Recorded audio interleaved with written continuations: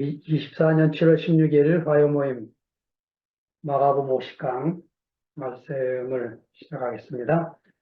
오늘 본문은 마가복음 10장 1절부터 12절 말씀입니다. 제가 읽겠습니다. 예수께서 거기서 떠나 유대 지경과 요단강 건너편으로 가시니 무리가 다시 모여들거늘 예수께서 다시 전례대로 가르치시더니 바리새인들이 예수께 나와 그를 시험하여 묻되 사람이 아내를 내어버리는 것이 옳으니까 대답하여 가라사대 모세가 어떻게 너희에게 명하였느냐 가로되 모세는 이혼 증서를 써주어 내어버리기를 허락하였나이다. 예수께서 저희에게 이르시되 너희 마음의 완악함을 인하여 이 명령을 기록하였거니와 창조시로부터 저희를 남자와 여자로 만드셨으니 이러므로 사람이 그 부모를 떠나서 그 둘이 한 몸이 될지니라. 이러므로 이제 둘이 아니요 한 몸이니 그러므로 하나님이 짝지어 주신 것을 사람이 나누지 못할지니라 하시더라. 집에서 제자들이 다시 이 일을 묻자온대 이르시되 누구든지 그 아내를 내어버리고 다른 데 장가들은 자는 본처에게 간음을 행하며 또 아내가 남편을 버리고 다른 데로 시집가면 간음을 행함이니라. 아멘. 아이고,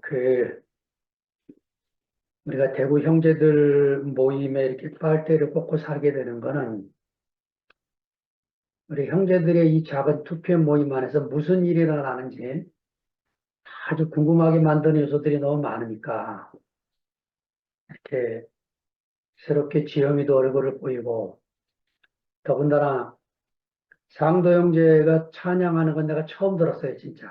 야, 근데 내가 그 음정이 안 맞는 노래를 왜 이렇게 좋아해서 또 듣게 되는지 모르겠어요. 야, 그러니까 오케스트라의 그 놀라운 뭐 찬양만 하나님이 기뻐 받으시는 게 아니고 정말 이렇게 그 재능도 없고 은사도 없고 없지만 그 하나님에게 받은 은혜를 갚을 길이 없어서 이렇게 눈물로 하는 찬양이야말로 얼마나 감사가 되는지요. 예,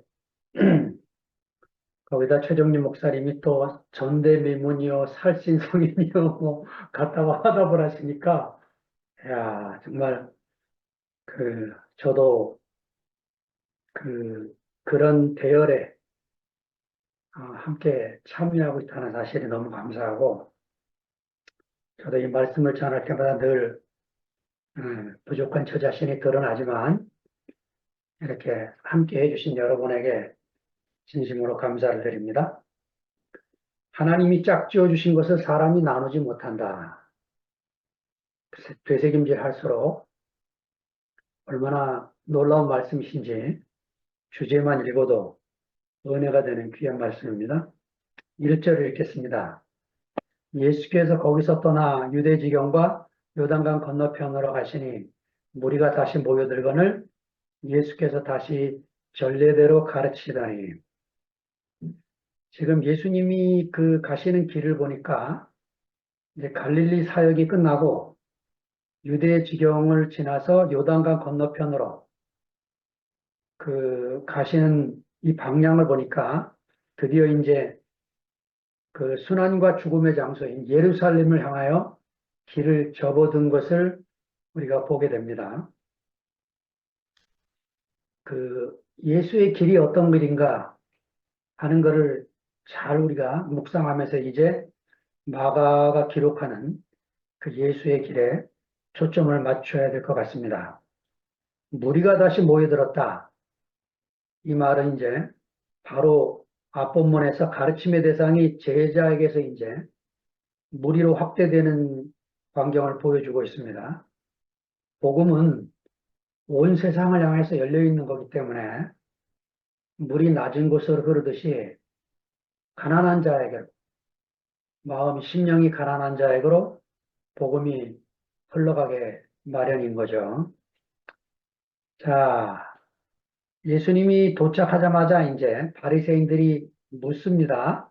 2절에 보면 바리새인들이 예수께 나와 그를 시험하여 못해 사람이 아내를 내어버리는 것이 옳으니까. 자, 질문도 여러 종류가 있는데 바리새인들은 진리를 알고 싶어서 묻는 게 아니고 예수를 시험하여, 회의하죠. 시험하려고 물었습니다. 자, 좋은 동기가 아니죠. 마가복음 1장 13절에 보면 예수님이 제일 먼저 시험받은 대상이 사탄입니다. 사탄이 예수님을 광야에서 40일 동안 계실 때 시험을 하고 그 다음에 3장에 보니까 바리새인들이 그 회당에서 말씀을 전하실 때 한편 손 마른 자가 있는 광경을 보고 안식일인데 예수님이 저 환자를 고치실 것인가 안 고치실 것인가 이렇게 엿보고 있었다. 이게 이 바리새인들의 모습이 이런 모습입니다. 다시 이제 이 예수님을 시험하기 위해서 아내를 내어버리는 게 옳은 일입니까 아닙니까? 예수님이 옳은 거를 가르쳐주면 이 사람들이 그대로 실행할 수 있는 사람들인가? 이건 또 다른 문제죠.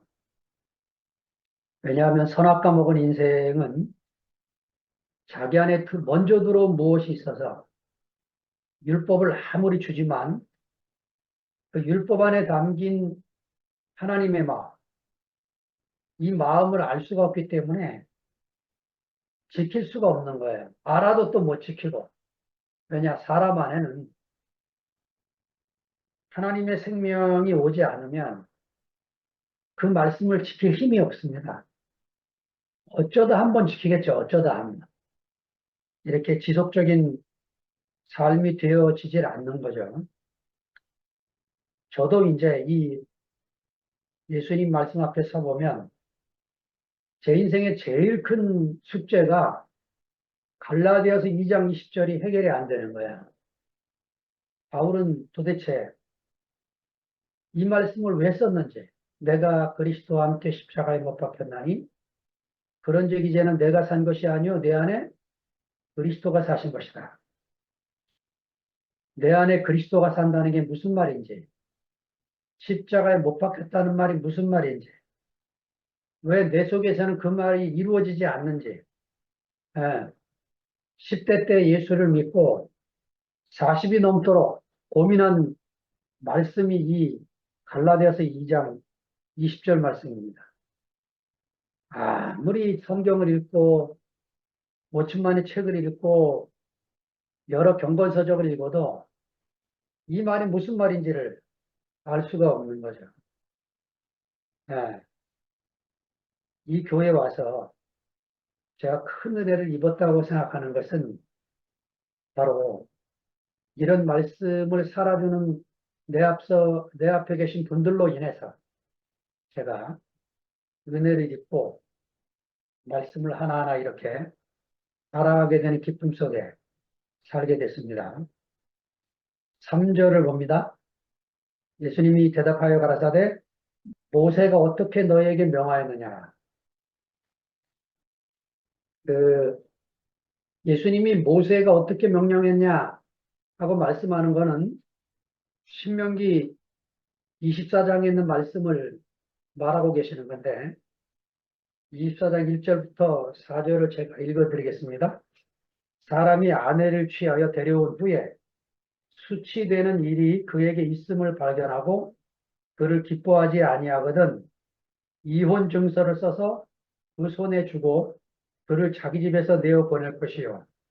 그 여자는 그 집에서 나가서 다른 사람의 아내가 되려니와 그 후부도 그러니까 이 여자를 취한 남자죠.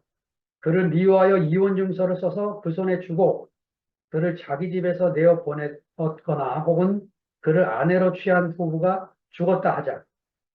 그 여자가 이미 몸을 더럽혔은즉 그를 내어 보낸 전부가 그를 다시 아내로 취하지 말지니 이 일은 여호와 앞에 가증한 것이라. 내 하나님 여호와께서 내게 기업으로 주시는 땅으로 너는 범죄케 하지 말지니라. 이 말씀을 이제 모세의 명령을 예수님이 기억나게 하시는 건데요. 본문을 아무리 읽어봐도 아주 애매하게 써 있어요. 이 법률이 이렇게 애매하게 써 있으면 지키기가 어렵고 또 법을 교모히 이용할 수 있는 사람들이 많아지게 되는 거겠죠. 수치되는 일이 도대체 뭐며, 그 다음에 기뻐하지 않는다는 게 뭔지, 이렇게 애매하게 써놨기 때문에 얼마든지 이 율법을 따라 살고 싶지 않은 사람들은 빠져나갈 길을 찾았겠죠. 근데 이제 바리새인들이 이 질문을 했을 때 당시 정치적인 상황을 우리가 기억을 해야 됩니다. 우리가 앞장에서 세례 요한이 헤롯 안티파스와 헤로디아의 결혼을 반대해서 죽었던 장면을 우리가 나눈 기억이 나죠. 자, 예수님이 이혼을 반대하면 세례 요한의 입장에 놓이게 됩니다. 또 이혼을 찬성하면 폭군 헤롯 안티파스의 행동을 지지하는 게 되는 거죠. 예, 아주 교모한 상황을, 이 정치적인 상황을 지금 배경에 깔고 바리새인이 이런 질문을 하고 있는 거죠. 사실은 역사 안에서 보니까 이 헤롯 안티파스가 전 부인과 이혼하는 바람에 그 전 부인이 아버지 집으로 도망을 가요. 그래가지고 이 아레다 왕이 화가 나가지고 전쟁을 일으킵니다. 그래서 갈릴리와 나바테아 국가가 전쟁을 벌이는 사건이 역사에 기록되어 있습니다. 자, 이런 분위기에서 지금 예수님이 질문을 받고 있는 거죠. 누가복음을 찾아보면 이 헤롯 안티파스에 대해서 예수님이 저 여우라고 부릅니다. 저 여우. 본문을 가보면 이런 얘기예요. 바리새인이 예수님에게 이런 말을 해줍니다. 헤롯이 당신을 죽이려고 합니다. 헤롯 안티파스겠죠? 그러니까 예수님이 이렇게 대답을 해요. 가서 저 여우에게 이르되 오늘과 내일 내가 귀신을 쫓아내며 병을 낫게 하다가 제3일에는 완전하여지리라 하라. 그러나 오늘과 내일 모레는 내가 갈 길을 가야 하리니 선지자가 예루살렘 밖에서는 죽는 법이 없느니라. 그러니까 예수님이 이미 이 유대 땅을 들어서서 요단강 건너편으로 건너가셨다. 이 말은 무엇을 말하냐면 죽음을 각오하고 지금 가고 있는 길인 것을 누가도 이렇게 기록을 해주고 예, 안티파스를 저 여우로 부르는 이런 기록을 남깁니다. 자, 4절로 넘어갑니다. 예수님이 모세 명이 너희들을 알지 않냐 이랬더니 이제 바리새인이 대답을 하는 겁니다. 가로되 모세는 이혼 증서를 써주어 내어버리기를 허락하였나이다. 이렇게 이제 표현하는 거 보니까 이 사람들이 이혼에 대해서 어떤 생각이 있는지가 마가야 표현에 드러나죠. 이 신명기 24장 1절을 가지고요. 샴마이 학파와 힐렐 학파가 유명한 당시 유대 랍비들이죠. 샴마이 학파 쪽에서는 아내의 부정 외에는 이혼할 수 없다. 아주 엄격하게 해석을 했습니다. 그런데 힐렐 학파는 아내가 마음에 들지 않으면 언제든지 이혼할 수 있다. 이렇게 적용을 한 거예요. 제가 듣기는 7세기에 나타난 이슬람 경전이 포란에도 구약 이것을 참고해서 코란경을 썼는데 박수만 3번 치면 내보냈대요. 지금은 이제 핸드폰이 나오니까 핸드폰에 3번만 쓰면 이혼 나갑니다. 남자가 무슨 여자가 무슨 부정을 저질러서가 아니고 남편이 마음에 안 들면 요리를 못한다, 뭐 살림을 못한다, 여자들 뭐 트집 잡고 굉장히 많잖아요. 뭐 단장을 안 한다, 뭐 뭐든지 트집을 잡아서 세 번만 문자를 보내면 끝나는 거랍니다. 아주 기가 막힌 이런 구절들을 가지고 이혼을 했던 거죠. 이제 이혼을 허락했습니다. 이렇게 이제 바리새인이 말하는데 이거는 이혼을 허락하려고 모세가 쓴 게 아니라는 거예요. 왜 이렇게 썼냐? 이혼당하는 여인을 보호하기 위해서. 이혼 증서라는 말은 그 시대에 재혼 허가증입니다. 비록 이혼은 당했지만 재혼할 수 있는 자격을 가진 여인이다. 이 허가증을 준 거죠. 그러니까 이제 이런 거죠. 아내가 부정을 해서 이혼을 당했다. 이혼 증서 써줬겠습니까? 안 써주는 거죠. 예. 그러니까 이제 이 구절을 그, 그 시대의 사람들이 어떻게 적용했는지가 이제 우리가 알게 됩니다. 예수님이 5절 같은 말씀을 하시는 거죠. 예수께서 저희에게 이르시되 너희 마음의 완악함을 인하여 이 명령을 기록하였거니와. 얼마나 이 시대 사람들이 완악해졌는지, 이게 모세 시대보다 점점 더 완악해져서 그 예수님 시대에는 얼마나 이 사람들이 완악해졌는지 모릅니다. 그 마가복음 3장 5절에 보면 예수님이 그 한편 손 마른 사람을 고쳐주기 전에 뭐라고 표현을 하냐면 저희의 마음의 완악함을 보고 근심하사 놓아섰다. 그 사람들이 하나님의 계명을 그 내가 주님을 사랑하는 마음으로 지키려고 하는 게 아니고 율법만 어긋나지 않으면 뭐든지 하려고 하는 이런 완악함이 그들 속에 있었다는 거죠. 자, 구약 성경 말라기서에 보면요. 그 하나님이 미워하시는 게 몇 가지 나오는데 그 중에 하나가 이혼이라고 씁니다. 그러니까 그 구약 성경 마지막 시대에 말라기가 이런 말을 썼다는 게 뭐냐면 그 당시에 이혼 문제가 지금 우리 현대 사회, 한국 사회처럼 점점 이혼이 증가하고 있는 그런 시대였음을 이혼율이 급증을 보여주고 있는 그런 말씀을 말라기서에 기록을 하고 있는 거죠. 그러니까 예수님이 이렇게 지적하는 것은 이혼 문제는 서로가 안 맞아서 헤어지는 그럴 수 있는 문제가 아니라는 거죠. 그 결혼 안에 담겨 있는 하나님의 신성한 계획, 이거를 이제 주의하지 않고 이 사람들이 사니까 예수님이 답답하셔서 이제 이렇게 말씀을 하고 계시는 것입니다. 자, 6절부터 예수님 말씀이 나옵니다. 6절을 보습니다. 창조시로부터 저희를 남자와 여자로 만드셨으니. 네, 창세기 있는 말씀이죠. 자, 예수님이 창세기 1장 26절, 27절을 이들에게 기억나게 하면서 그 결혼이 뭐냐? 너희들이 이혼할 수 있느냐, 없느냐? 이런 질문을 하는데 그 결혼이라고 하는 그 근본적인 주제, 원초적인 주제, 여기에 이제 너희들이 이 하나님의 뜻을 알고 있느냐? 이런 말씀을 하려고 하는 거죠. 그러니까 하나님의 마음을 가진 아들이 오셔야 문자로 기록된 성경의 실제를 우리가 보고 만질 수 있게 되는 거죠. 창세기 1장 16절, 27절 기억나시죠? 우리 형상을 따라 우리의 모양대로 우리가 사람을 만들고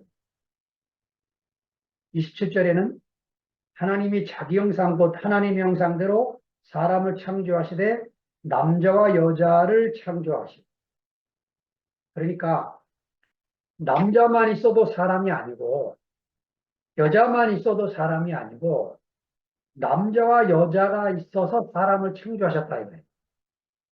그러니까 나 홀로 무슨 하나님 형상과 모양으로 지어졌다. 이 생각을 하기 전에 내가 누구와 결합할 수 있는 사람, 내가 누구와 연합할 수 있는 사람, 나는 당신 없이는 못 삽니다. 나는 너 없이는 못 살아. 교회 안에서 우리가 나는 형제 없이는 못 산다. 이 고백, 네, 이 고백이 바로 하나님이 결혼을 시작하신 그런 섭리와 경륜이라고 말씀을 하고 계시는 거죠. 자, 7, 8절을 묶었습니다. 이러므로 사람이 그 부모를 떠나서 그들이 한 몸이 될지라. 이러한즉 이제 둘이 아니요 한 몸이니. 아이고, 제가 이 말씀을 못 깨달을 때, 뭐 부부가 뭔 둘이 한 몸이 되노? 어? 그 어쩌다 한 몸이지. 삶은 완전히 따로따로 살고 생각이 다르고 살아온 배경이 다르니까 같은 게 거의 없어요. 연애하고 그 좋아하는 감정이 뭐 올라갈 때야 뭐 한 몸이죠. 근데 이제 호르몬이 빠져나가고 이렇게 되고 나면 예, 어디서 한 몸이라는 거지? 이 생각이 드는 거죠. 그런데 이제 예수님이 이 둘이 아니고 한 몸이라고 하는 것은 그 하나님의 창조 안에 결혼의 신성함, 부모를 떠나서 한 몸을 이룬다. 그러니까 당시 유대 사회는 여자를 소유물로 생각을 했어요. 마가복음 9장에서 아이를 소유물로 생각한 것처럼 여자도 소유물로 생각한 것입니다. 이런 사회적 통념을 예수님이 깨시기 위해서 이 창세기에 있는 2장에 있는 이 말씀, 부모를 떠나서 아내와 합하여 한 몸을 이룰지니라. 이 말씀을 예수님이 기억나게 하려고 하시는 거죠. 그러니까 두 사람이 만나서 결혼한다 이거는 뭐 두 사람이 뭐 천생연분이니 뭐 어? 이래서 만난 게 아니고 하나님의 경륜에 이끄십니다. 예. 하나님이 이끄셔서 우리가 하나님의 허락하에서 결혼한 것을 알아야 된다 이거죠. 저도 이제 이렇게 이론을 알아가지고 약혼한 뒤에도 이제 집사람 보고 이거는 약혼이지 결혼이 아니다. 하나님이 헤어지려면 언제든지 헤어져야 된다. 이런 엉뚱한 소리를 하고 결혼하게 된 거죠. 자, 이 그 결혼의 신성함 속에 담겨 있는 이 한 몸, 이게 무슨 뜻이냐면 사람의 육신은 하나님을 담는 그릇이듯이 결혼도 하나님의 생명을 담아서 우리가 이미 먹었던 그 분열의 씨앗, 그 선악과를 먹은 인생, 이 씨앗을 걸러내는 과정이 결혼 생활이라는 것이죠. 예. 이 분열의 씨앗을 걸러내는 것이 교회 생활의 과정인 거죠. 우리가 교회 생활을 깊이 깊이 해나갈 필요가 있는 게 이렇게 깊이 깊이 해가야 나하고 너무 다르기 때문에 틀렸다고 말아. 틀린 게 아니고 다른 거, 다르기 때문에 하나님이 기뻐하시는 거고 바로 이 자리에서 우리가 연합을 이루어가는 이 신기한 하나님의 경륜, 이거를 누려가게 되는 거죠. 요새 이제 수요일마다 메시지 성경을 홍선에서 읽고 있는데, 호세아서 그 11장 8, 9절에 아주 놀라운 말씀이 기록되어 있습니다. 제가 읽어드릴게요. 자, 에브라임이여 내가 어찌 너를 놓겠느냐? 이스라엘이여 내가 어찌 너를 버리겠느냐? 그냥 하나님이 점점 하나님과 멀어지는 이스라엘을 어떻게 내가 너를 버리겠냐? 내가 너를 어떻게 했으면 좋겠느냐? 막 이런 표현을 쓰세요. 응? 내가 어찌 너를 아드마 같이 놓겠느냐? 어찌 너를 스보임 같이 두겠느냐? 이 아드마 스보임이라는 지역은 소돔 고모라 근처에 있는 지역이기 때문에 소돔과 고모라가 멸망할 때 같이 멸망했던 그런 도시입니다. 내 마음이 내 속에서 돌아서 나의 긍휼이 온전히 불붙듯 하는 거다. 하나님의 긍휼이 불타오르고 있다는 거예요. 내가 나의 맹렬한 진노를 바라지 아니하며 내가 다시는 에브라임을 멸하지 아니하리니 이는 내가 사람이 아니요 하나님입니다. 이야, 기가 막힌 표현입니다.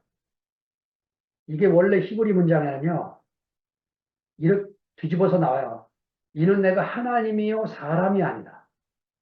내가 하나님이다 이 말이 먼저 나옵니다. 엘 아키노 베로이시. 엘이 먼저 나와요. 엘이. 그러니까 하나님이 계시지 않으면 이혼하는 게 당연해요. 예. 저희 어머니가 여덟을 낳아서 넷을 잃고 넷을 길렀는데 딸 셋에 아들 하나 길러셨어요. 그런데 누님과 여동생 둘 다 이혼을 했어요. 저도 뭐 딱 이혼 당하기 딱 좋은 남자입니다. 지금까지 이렇게 긍휼과 하나님의 긍휼로 사는 것은 예, 내 인생에 하나님이 계셨기 때문에 예, 호세아에 이런 놀라운 말씀이 있는 거죠. 이는 내가 하나님이요 사람이 아니다. 예, 우리가 하나님의 경륜 안에서 이 결혼을 이어가는 것은 그 안에 그 하나님의 연합의 비밀이 담겨 있기 때문이라는 거예요. 이게 참 성경을 읽어갈수록 이 창조의 창세기에 게시된 이 창조의 비밀 이게 얼마나 놀라운 말씀인지 몰라요. 자, 9절. 그러므로 하나님이 짝지어 주신 것을 사람이 나누지 못할지니라 하시더라. 그러니까 예수님은 지금요, 당시 율법이나 랍비들의 가르침과는 다르게 아예 이혼을 근본적으로 거부하고 계시는 것을 표현하고 계세요. 예, 바울도 예수님을 한 번도 만나본 적이 없는 바울도 예, 주님의 음성을 한번 듣고 그의 성령을 받은 다음에 고린도 형제들에게 이런 편지를 보냅니다. 예, 그 고린도전서 7장을 보면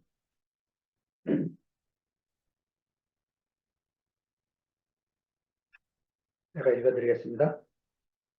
10절에서 11절에 보면 혼인한 자들에게 내가 명하노니 명하는 자는 내가 아니요 주시라. 여자는 남편에게 갈리지 말고 만일 갈릴지라도 그냥 지내든지 다시 그 남편과 화합하든지 하라. 남편도 아내를 버리지 말아라. 이게 지금 예, 사도 바울이 쓰는 편지인데 그 안에 뭐라고 말하냐면 이 명령은 내가 하는 말이 아니고 주님이 하시는 말씀이다요. 그러니까 어떤 경우에도 남편은 아내를 버리지 말고 아내는 남편과 갈라서지 말아라. 예. 그리고 아내들에게 말하는데 갈라섰다면 또 재혼하지 말고 그대로 지내라. 바울이 이렇게 말하고 있는 거예요. 왜 그렇습니까? 예. 결혼 자체보다 더 중요한 게 하나 있다는 거죠. 예. 바울이 이거를 이제 에베소서에서 기록을 하고 있는데 결혼에 신성한 하나님의 신비가 담겨 있습니다. 에베소서 5장 25절 27절 제가 읽겠습니다. 남편들아 아내 사랑하기를 그리스도께서 교회를 사랑하시고 위하여 자신을 주심같이 하라.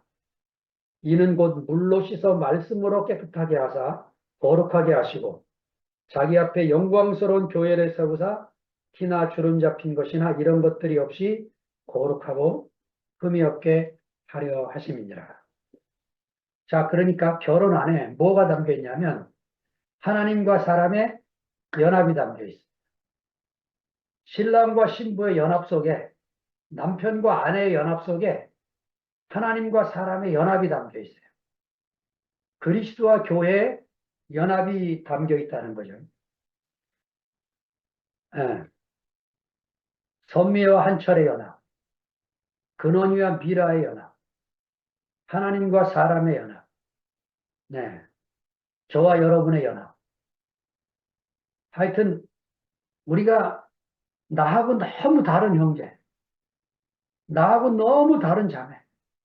예, 이 연합을 어디서 경험하느냐? 교회 안에서 그리스도로 말미암아 경험하게 되어지는 거죠. 이게 결혼 안에 담겨 있는 비밀이라는 거예요. 이게 남자와 여자를 만드신 하나님의 목적이라는 거죠. 얼마나 놀라운 말씀인지요. 자, 10절로 갑니다. 집에서 제자들이 다시 이 일을 묻자온대. 마가가요.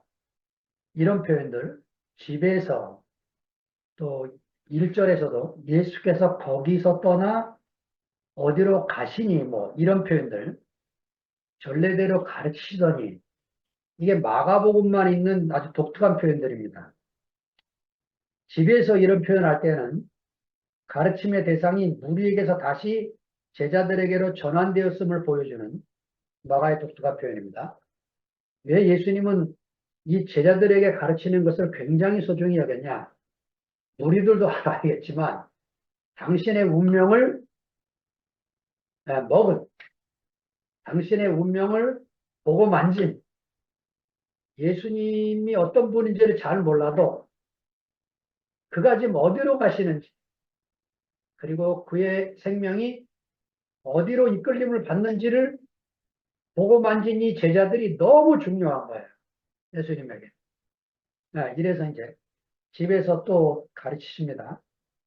제자들이 다시 물어요. 다시 묻자온데. 그러니까 뭐 뭘 물었는지는 못 뻔하잖아요. 내용이 없어요. 네. 자, 예수님이 지금요, 가르치려고 하는 게 뭐냐?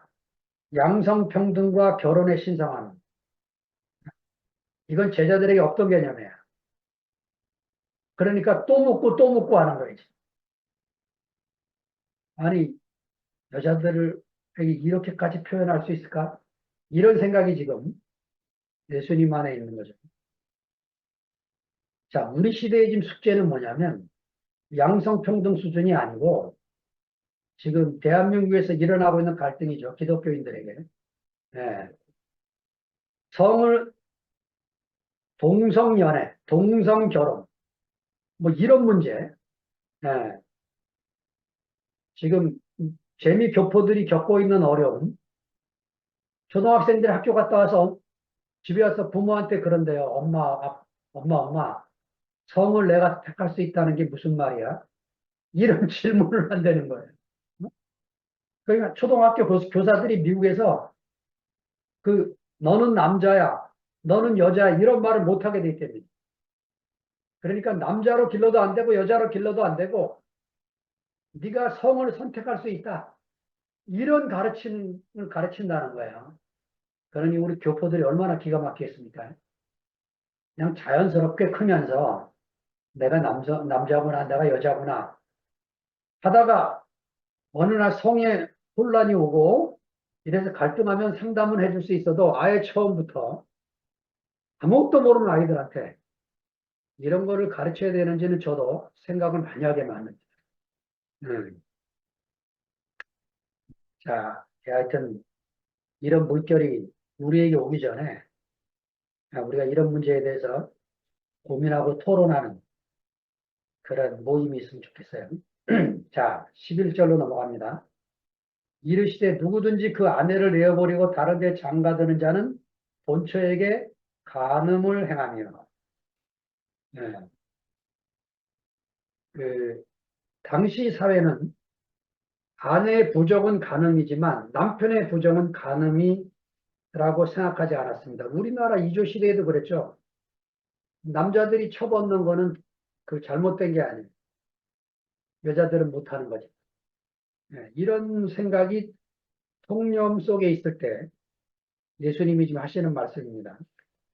자, 그런데요. 제가 누가복음 16장 18절을 보니까 아주 오해하기 딱 좋은 말씀이 기록되어 있어요. 이렇게 누가가 말합니다. 무릇 그 아내를 버리고 다른 데 장가드는 자도 간음하며 요까지는 좋은데 무릇 버리운 이에게 장가드는 자도 간음함이니라.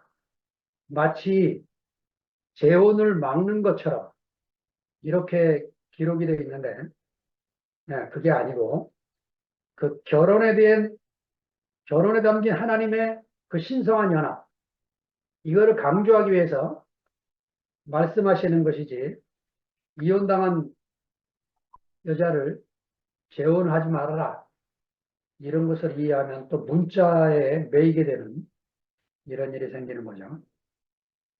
마지막 말씀입니다. 또 아내가 남편을 버리고 다른 데로 시집가면 간음을 행함이니라. 시대적 상황을 모르면 이런 말은 왜 썼나 싶은 생각이 드는 거죠. 왜냐? 아내가 남편에게 이혼을 요구할 수 있는 시대가 아닙니다. 이 시대는. 운명처럼 살아야 돼요. 그런데 아내가 남편을 버리고 다른 데 시집가면 가능합니다. 예, 이거는 지금 당시 시대적 상황을 배경을 깔고 하는 거죠. 지금 세례 요한이요. 헤롯 안티파스의 결혼을 반대하다가 죽었어요. 헤로디아의 그 증오의 손길에 목 잘림을 받았습니다. 예수님은 지금 그 시대 상황을 배경에 깔고 지금 이런 말씀을 하고 계시는 거죠. 아내가 남편을 버리고 다른 데로 시집가면 간음을 행함이니라. 누구를 향한 말씀인지 알겠죠? 왜냐? 그 시대의 여인들 중에 이런 사람은 아무도 없어요. 딱 한 여자만 빼고. 그러니까 예, 그 이렇게 이제 마가가 정치적인 배경을 깔고 하는 말씀을 우리가 읽고 있다는 것을 잘 기억하고 이런 말씀을 읽어야 될 것이라고 생각합니다. 하나님이 짝지어준 것은 사람이 나눌 수가 없다. 되새김질 하면 할수록 정말 놀라운 말씀이고 이 땅에 나누어지는 모든 것들은 하나님이 짝지어 주었다는 걸 모르기 때문에 하나님이 짝지어 주신 건 절대로 나눠지지가 않아요. 하나님이 짝지어 줬다는 것을 모르기 때문에 나눠지는 거죠.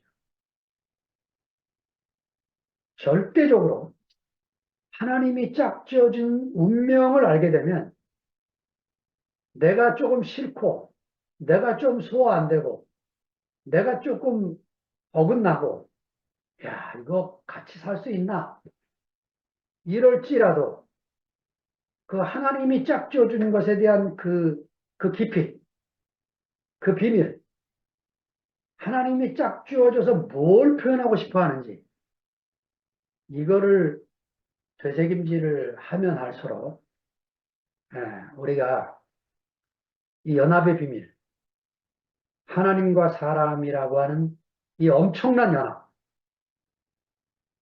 영이신 하나님과 육체를 가진 우리가 어떻게 연합이 되겠어요? 말이 안 되는 얘기지. 2000년 전에 산 예수하고 21세기를 사는 우리하고 어떻게 연합이 되겠습니까? 말이 안 되는 얘기지. 저는 전에는 하나님과 사람의 연합을 힘들게 생각했었는데 저는요 마가복음 지금 공부하다가 예수와 내가 하나다? 예수가 나다? 야, 이게 함부로 할 수 있는 말이 아닌 거예요.